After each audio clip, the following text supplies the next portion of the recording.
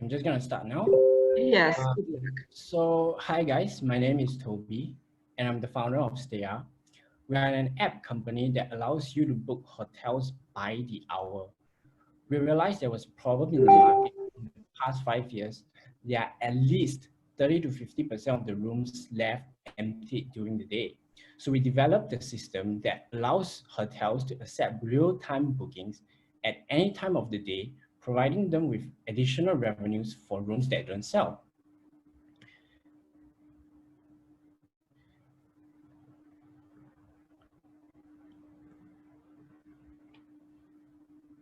So the key here is that hotels own a physical asset of 365 days a year, and they need to maximize revenue for every square meter of it and every 24 hours a day.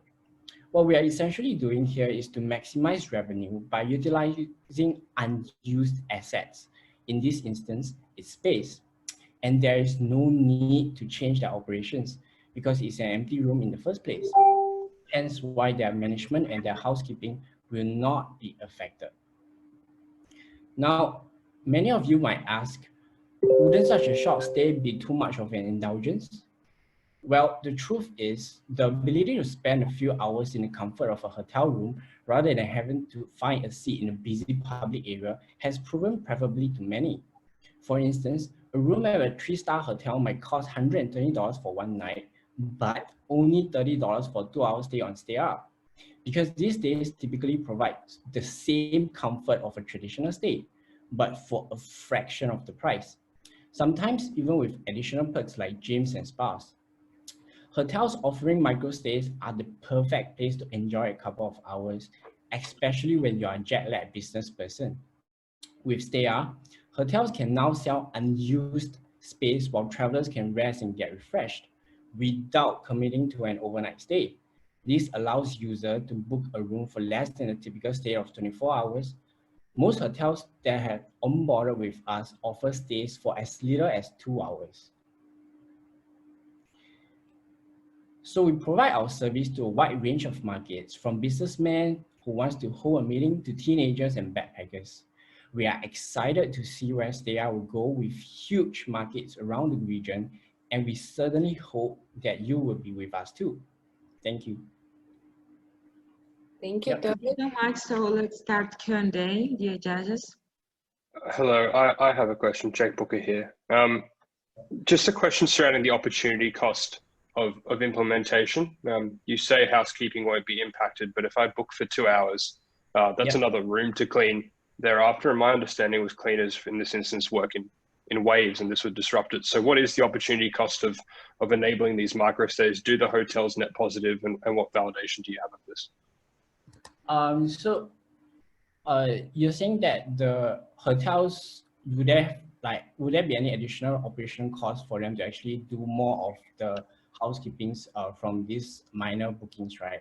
So actually, with that particular room, right, in the first place, it's they're not making any revenue off of it. And if we are allocating more stays for that particular room, right, throughout just one stay per day, right, essentially at the end of the day, right, we are helping the hotels to actually generate a lot more than their revenue, which one stay would give them. And their operational housekeepers, right, are always there on standby for that particular room, no matter what. Yep. Okay, thank you. Yeah, this is Ian here. I'm running a travel-related company, so I guess I'm just gonna build on the questions from the previous judge as well. I think there are certain elements that I guess was raised about increasing operations. I'm trying to understand, is there any kind of plugins that you're building with, I guess, property management systems? Also, how do you kind of account for opportunity cost of, say, a guest that has booked 2 hours versus a potential walk-in guest that might be staying the whole night? And I think increased operations in terms of like checking the person in as well as cleaning the rooms are all need to be justified, I guess. Even though you have an additional cleaner, it doesn't mean that they are absolutely free in that sense. I think that was the question I was trying to raise. I think the other question I had was, how are you looking to adopt these hotels to be using your system and managing an additional platform to justify like the increase in revenue to them. So yeah, what are your go-to-market strategies for these businesses?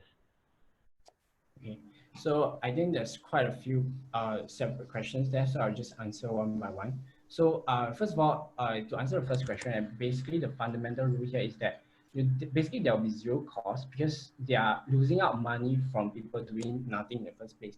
And when we talk about more of like the specific operational stuff, right, where we are looking at essentially we have this whole integrated system whereby they just have to sell their last minute rooms on our platform, which are essentially empty in the first place.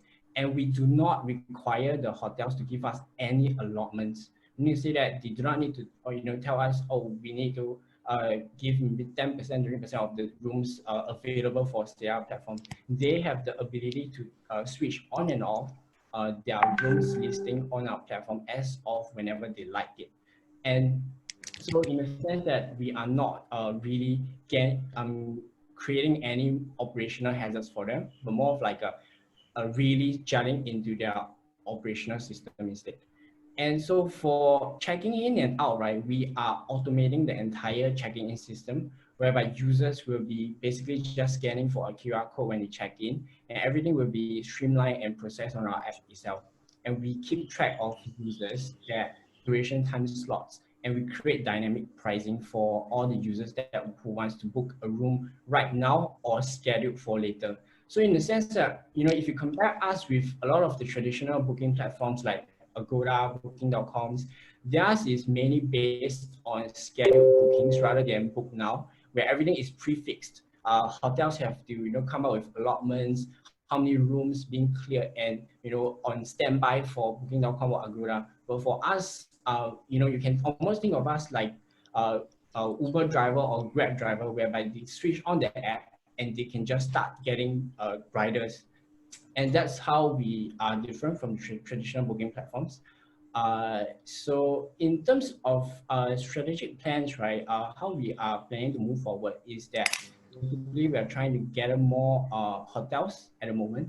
So we are looking at big hotels and small hotel chains as well. So right now, after we going out to the hotels and getting partnerships, there has been a lot of interests, and many of them, express interest on coming on board. We have got big chains and small chains as well. But the general industry of the hotel, right, is sort of changing, and even the big brands, brands like Escort, brands like Utel, they are all open to ideas of micro stay, because there is definitely a trend towards consumers, right, that wanting to have more flexibility in terms of their stay. Yeah.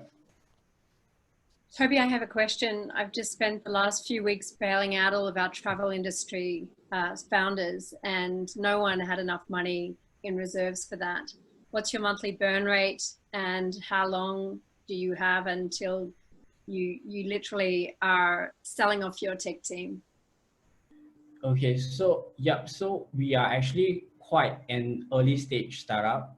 I'm not gonna lie. So we just launched this year, and so basically we're trying to go to commercial launch in June, where because we're in Singapore and we have these circuit breaker measures kicked in right at the moment, and none of the people are allowed to travel.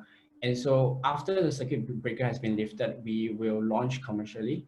And so right now we have got all the hotels getting ready with us, on board with us.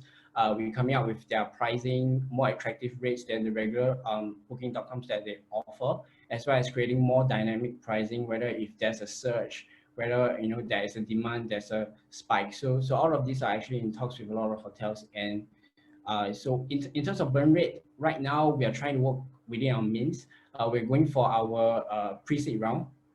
And in terms of expansion, it will be mainly focused on the BD team, the business development team, as well as more of the R&D. But we do have in-house technical team. My co-founders, they're all technical founders. So our technical aspects it's actually relatively strong in that sense. right? And are you being backed by Singapore Tourism Board in terms of financial support in the meantime? Yeah, so we are in talks with the tourism board. So probably we're gonna go there, but we just started talking to them. You know, last month. I just reached out to them, so they have got quite a few requests. But yes, we are definitely looking to tie up with the Singapore Tourism Board. As we've known, currently right now, a lot of the hotel industry are being affected. In fact, one of them actually closed down. One of the hotels actually closed down. So they are really looking for additional revenues to tap on to actually gain more revenues. Yeah. Is your application ready? Either Android? I can't download it. It seems like it's just a website. Yeah. So if you go to our website, right, it actually is an information page, but we have not launched commercially yet. But it is available for internal download. So if any of you guys are interested, you can request the internal download from me, and I'll send it to you guys. How much users do you have in beta then to make sure that your product is tested and chains are interested? Yes. If you don't have users.